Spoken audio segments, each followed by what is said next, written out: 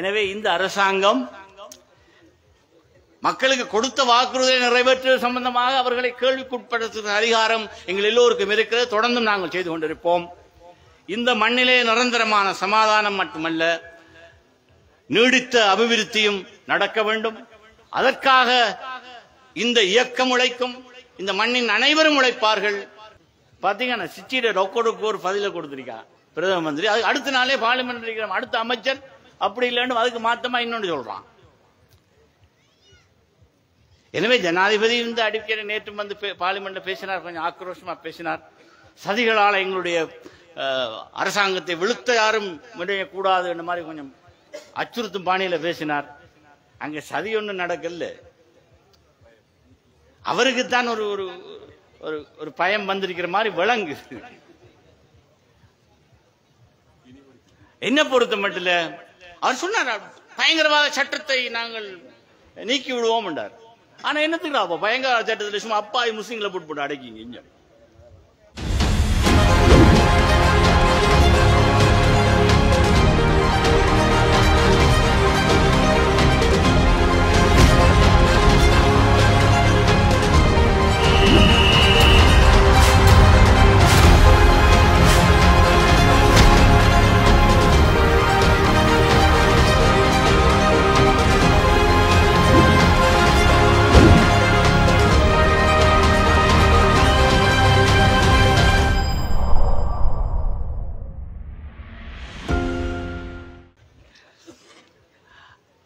ஆனா அவர் அடிக்கடி இந்த மேடையில இதை சொல்லி இத்தனை நாள் தான் பாக்கி இருக்குன்னு சொல்ல வேண்டிய அவசியம் இல்லை.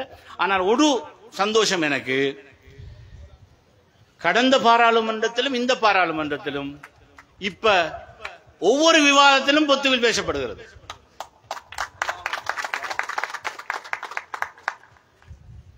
ஏதோ பேச எழுகிற நாட்களில் எல்லாம் சகோதரர் முஷரஃபும் பேசினார், இப்ப சகோதரர் வாசித்தும் பேசுகிறார்கள் என்பது எங்களுக்கு பெரிய சந்தோஷமாக இருக்கிறது. என்னை பொறுத்த மட்டிலே ஸ்ரீலங்கா முஸ்லிம் காங்கிரஸ் இந்த புதிய தேர்தல் முறை சம்பந்தமாக எங்கள் எல்லாருக்கும் நிறைய சங்கடங்களை உருவாக்குகின்ற ஒரு தேர்தல் முறை இது. ஆனா பொத்துவில பொறுத்த மட்டும் இந்த சங்கடத்துல எனக்கு நன்மை நடந்திருக்கு. தேர்தல் முறையால ஒருத்தருங்க ஆட்சி அமைக்காக போனதுதான் பிரச்சனை. அது எங்களுக்கு பெரிய ஒரு வாஸ்தவமான ஒரு விஷயமாக இறுதியிலே மாறி இருக்கிறது என்பதை பற்றி இந்த தேர்தல் முறை வந்தது எங்களுக்கு. ஏன்னா இது தேர்தலுக்கு முன்பே இந்த இணைவு நடந்திருக்க வேண்டும், நடக்கவில்லை. நடப்பதற்கான முயற்சிகள் நடந்தது, ஆனால் அது நடக்காமல் போனது. தேர்தல் முடிந்து நடந்திருக்கிறது, அதனால் நன்மையும் நடந்திருக்கிறது. என்ன அல்லாஹ் தஆலா நன்மையை நாடி இருக்கிறான், எனவேதான் அந்த இணைவை தாமதப்படுத்தி இருக்கிறான். இது இந்த ஊரை ஒற்றுமைப்படுத்தி நாங்கள் கொண்டாடுகிற ஒரு விஷயம் மாத்திரமல்ல, நிரந்தரமாக இந்த மண்ணினுடைய அரசியல் ஒற்றுமைப்பட்ட ஒன்றாக இருக்க வேண்டும், அதுவும் மரநிலையிலே ஒற்றுமைப்பட்ட ஒன்றாக இருக்க வேண்டும் என்ற விவகாரத்தை தான் நாங்கள் எல்லோரும் விரும்புகிறோம். இப்ப எல்லாம் ஆயுததாரியராக நிறைய பேர் பார்த்த ராணுவ வாகனங்களும் மேலே எங்கெல்லாம் போகுது. ஆனால் மக்கள் நாங்கள் தெளிவாக இருக்க வேண்டும். நாங்கள் வன்முறையால் எந்த பிரச்சனைக்கும் தீர்வு காணுகின்ற ஒரு சமூகம் அல்ல. ஆனால் அதே நேரம் இந்த நாட்டினுடைய சட்டங்கள் மதிக்கப்பட வேண்டும். சட்டத்தை மீறி வியாபாரங்களோ ஹோட்டல்களோ ஏதோ செய்யப்படுமாக இருந்தால் அது சம்பந்தமாக கேள்வி எழுப்புகின்ற உரிமை எங்கள் எல்லோருக்கும் இருக்கிறது. அதை கேள்விக்குட்படுத்துகிற போது எங்களுடைய பாராளுமன்ற உறுப்பினர் வாசித்தவர்களும் ஜனாதிபதியை பேசின போது அவரும் கேட்ட கேள்வி அவர்கிட்ட தான். பொத்துவில் அவரும் கேட்டிருக்கார் இந்த பிரச்சனையை தான். எனவே ஜனாதிபதியுடைய தலையிலும் இந்த பிரச்சனை ஒரு பெரிய பிரச்சனையா இருக்கிறது.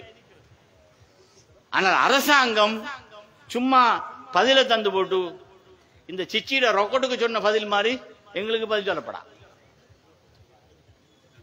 பாத்தீங்கன்னா சிச்சிட ரொக்கட்டுக்கு ஒரு பதில கொடுத்திருக்கா பிரதம மந்திரி. அது அடுத்த நாளே பார்லிமெண்ட் அடுத்த அமைச்சர் அப்படி இல்லைன்னு அதுக்கு மாத்தமா இன்னொன்று சொல்றான். எனவே ஜனாதிபதி இந்த அடிக்கடி நேற்று வந்து பார்லிமெண்ட்ல பேசினார், கொஞ்சம் ஆக்ரோஷமா பேசினார். சதிகளால் எங்களுடைய அரசாங்கத்தை விழுத்த யாரும் கூடாது என்ற மாதிரி கொஞ்சம் அச்சுறுத்தும் பாணியில பேசினார். அங்க சதி ஒன்றும் நடக்கல. அவருக்குத்தான் ஒரு ஒரு ஒரு பயம் வந்திருக்கிற மாதிரி விளங்கு. என்ன பொறுத்த மட்டும் அவர் சொன்னார், பயங்கரவாத சட்டத்தை நாங்கள் நீக்கி விடுவோம் என்றார். ஆனா என்னத்துக்கு அப்ப பயங்கரவாத சட்டத்தில் சும்மா அப்பாவி முஸ்லீம்களை போட்டு அடைக்கிங்க. இங்க இதை செய்யறத நிப்பாட்டுங்களேன். முதலாவது நேற்று முந்த நாள் கேட்ட கேள்வி ஒன்றுக்கும் இந்த எங்களுடைய அக்கரப்பத்தில் இருக்கிற வீடமைப்பு திட்டம் செஞ்சில் நிறைச்சுர வீடமைப்பு திட்டம் கேள்விப்பட்ட கேள்விக்கு பிரைம் மினிஸ்டர் ஒரு அது ஒன்றும் செய்யலாம் அந்த மாதிரி கதையில சொல்லியிருக்கிறான். உடனே போட்டிருக்கிறான்,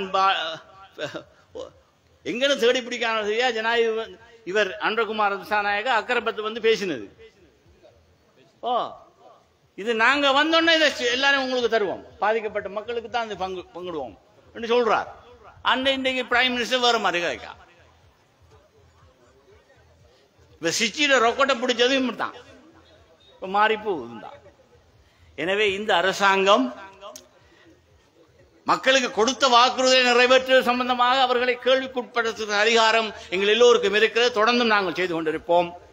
இந்த மண்ணிலே நிரந்தரமான சமாதானம் மட்டுமல்ல, நீடித்த அபிவிருத்தியும் நடக்க வேண்டும். அதற்காக இந்த இயக்கம் உழைக்கும், இந்த மண்ணின் அனைவரும் உழைப்பார்கள்.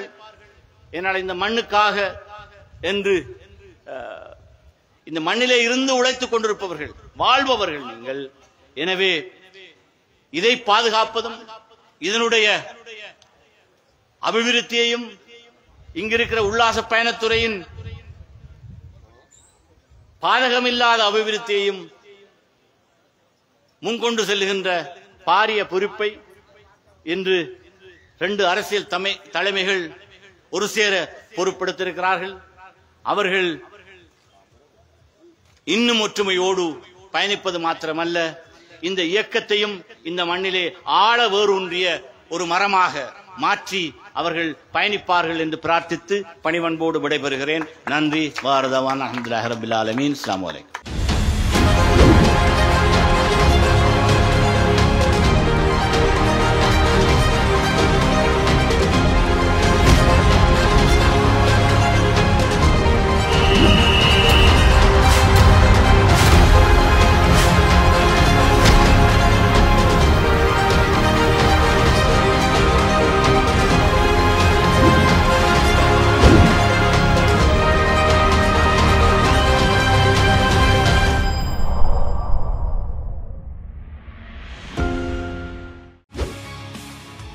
செய்திகளை உடனுக்குடன் தெரிந்து கொள்ள உடனே சப்ஸ்கிரைப் பண்ணுங்க.